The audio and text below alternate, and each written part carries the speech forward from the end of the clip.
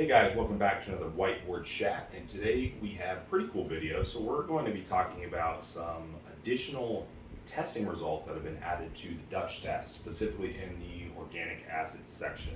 I'm going to do a video on each one of the new additions. Bear with me in my backdrop today. I'm working on a new office situation, so this is what we're working with, but we'll get it fixed. We're going to talk about what the results are, what they tell us, how that might help you interpret your client's results, symptoms, issues, etc. a little bit better. So first one we're going to talk about is Quinolinate, and you're going to hear a couple different pronunciations of that, but that's how I'm going to pronounce it.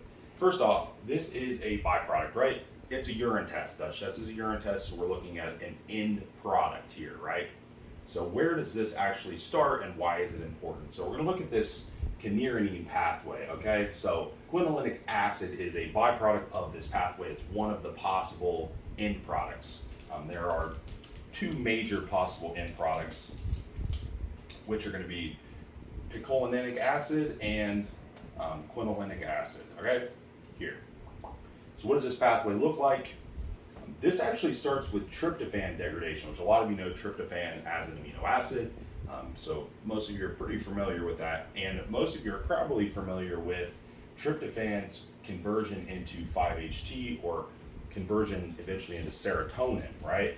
And that's why it's a very important essential amino acid. So tryptophan degradation is potentially, we really want it to go through this pathway at a sufficient amount to create a sufficient amount of serotonin.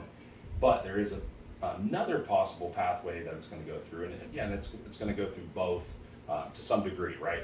This tryptophan degradation, we have a couple different enzymes that are activated by some major components that many of you, again, are familiar with. So on this side, our IDO enzyme is activated by IL-1, IL-6, and TNF, which we know are cytokines. These are some major cytokines that are going to be present in inflammatory and immune response.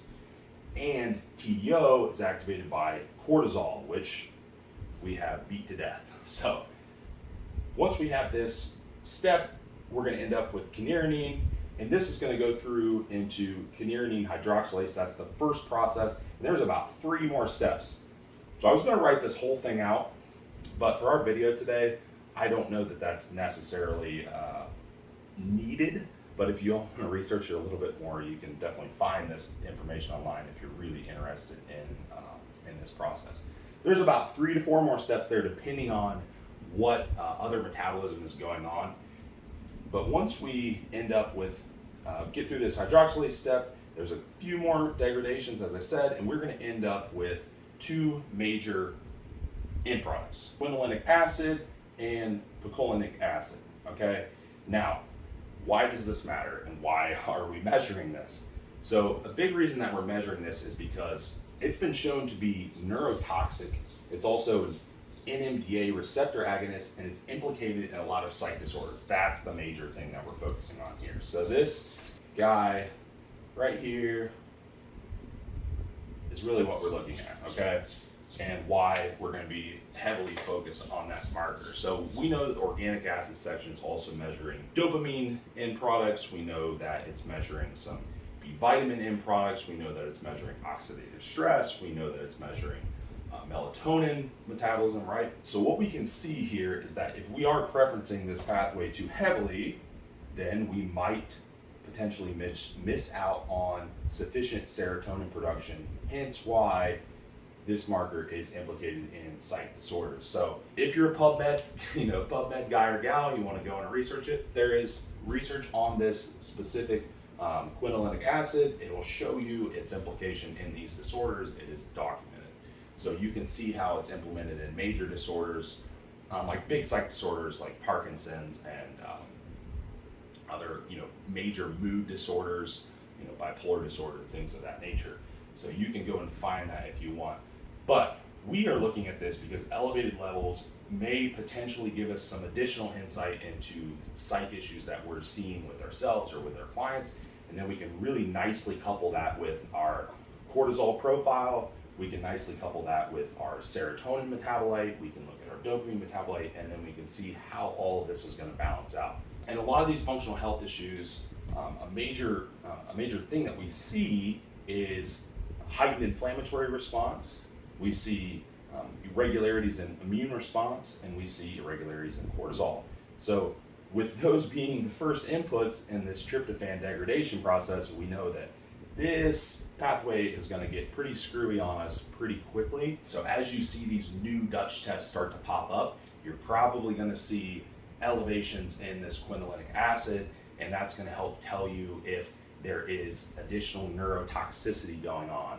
So we can start coupling that with things like gut issues, which we know majority of the serotonin is produced in the gut, right? So we can kind of start piecing all this together and give our clients a better reading and a more comprehensive reading in their test results, and give you guys a better idea of what's going on and how to actually help correct these clients' issues. So of course, we need to, again, look at the root of this process. This is where we're at. Everything's boiling back to stress, right?